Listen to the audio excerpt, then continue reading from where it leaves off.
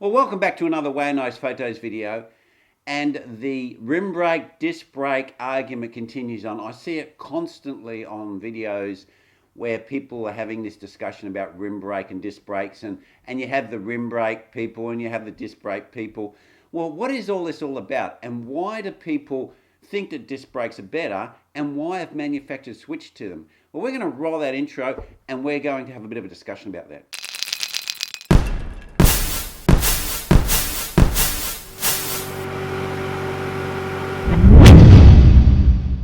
Well, one of the biggest arguments I hear from pro disc brake people is, yeah, but they're on cars and they're on motorbikes, and we moved from drum brakes to disc brakes, and this is the latest technology. It's a more refined technology. It stops the cars quicker, and these old type of brakes are all obsolete, and that's why disc brakes are better. Well, hey, let's actually just have a little bit of a look at that before we start jumping in to, disc brakes are better.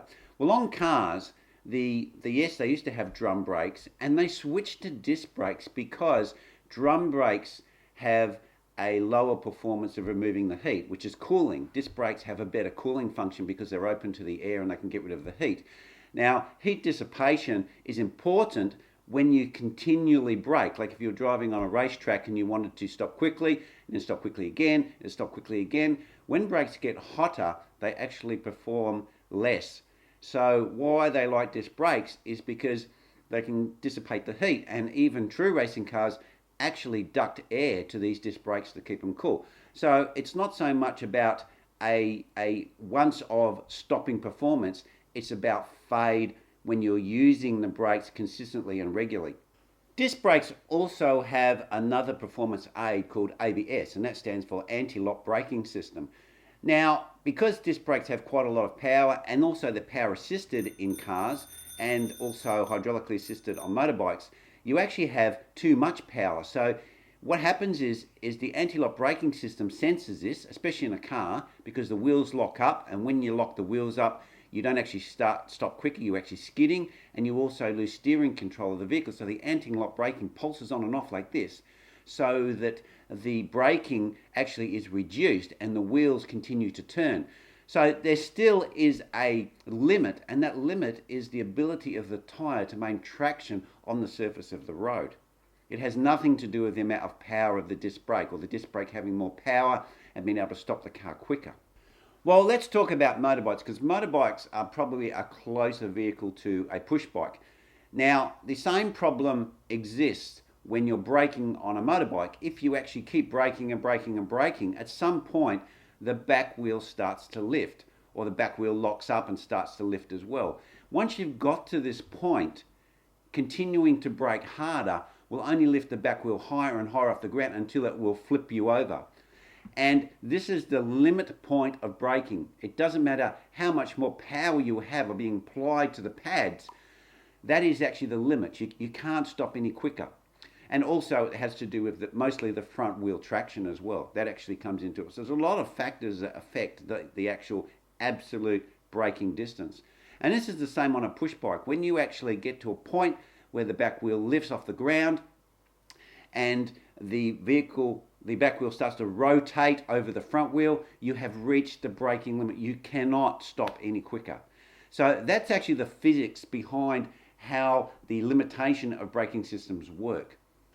Okay then, so the points that I've discussed so far is, one, having a bigger, more powerful brake doesn't stop you quicker, okay? Because there's other limiting physics that prevent the vehicle, either be the car or the motorbike, stopping quicker. Now, the reason why you would go to a bigger brake is to stop braking fade. So that's why if you buy a high-performance car or an AMG Mercedes or something like that, they have bigger brakes on. It's not about being able to stop that vehicle quicker, because that's limited by the physics of the vehicle. It's about being able to stop at that speed continually again, because it's a performance car and you may want to take it to the track, or you may drive it more aggressively than a normal car. So the actual stopping distance becomes the same. Okay, well, now let's jump back to push bikes. So push bikes had a system that wasn't a drum brake system like cars had or motorbikes had, which was an enclosed system where the pads were pushed against a metal casing. They had what they called a rim brake. And rim brakes actually have a lot of advantages. They're still in the air and they can still cool well. And the wheel is actually bigger, so you need less force to apply the same braking effort onto the rim.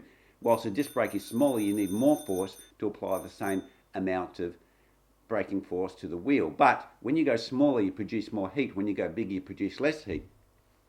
Okay, then, so why did manufacturers go, hey, look, let's put disc brakes on push bikes, you know?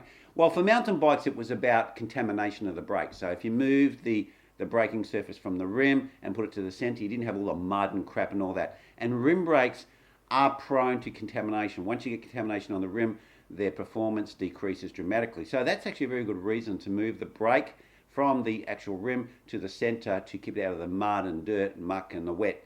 And for a mountain bike, it's a sensible move. And also the forks are a rigid suspension fork. They're not using the flex of the forks to actually create the suspension, which is a completely different discussion, which I have some other videos that you can check out that talk about that sort of suspension effect on a road bike.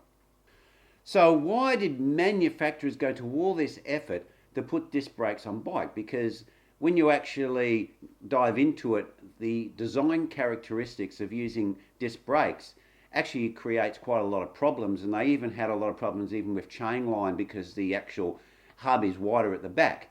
Well, the reason is because a lot more people were riding carbon clinchers, and no matter how much the manufacturers tried, they could not get the resins in the carbon fiber to be able to take temperatures above around about 200, 220 degrees C.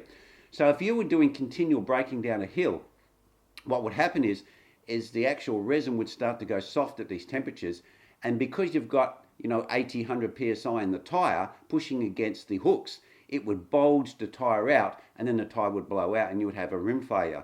Now, of course, this creates a safety issue for the bike manufacturers, which obviously they realise, they were scratching their head and go, how can we get away from this, because so many people now are buying carbon clinchers.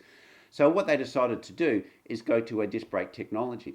So the real reason why they changed from a rim brake technology to a disc brake technology is because of carbon clinchers specifically. It had nothing to do with making the bike stop quicker or anything like that.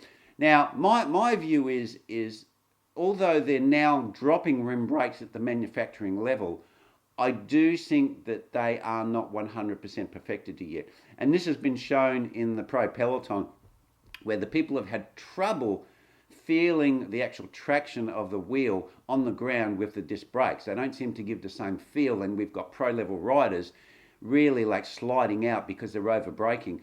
Now that's probably something that needs to be looked in, and even probably the teams are actually looking into that now. They're probably feeding information back to the manufacturers, and they're probably looking at how that they can improve those disc brakes. But as I said, I do believe that they need some more development. They aren't quite there yet, even though we've had years and years of development on these disc brakes, because there's such a different technology to rim brakes.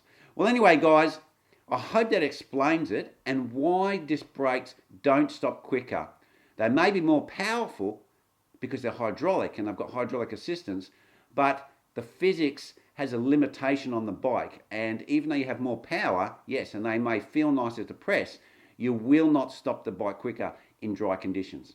Okay, guys, that's where I'm going to leave it. Thanks for watching. Remember to subscribe and ring that bell, and I'll see you next video. Cheers.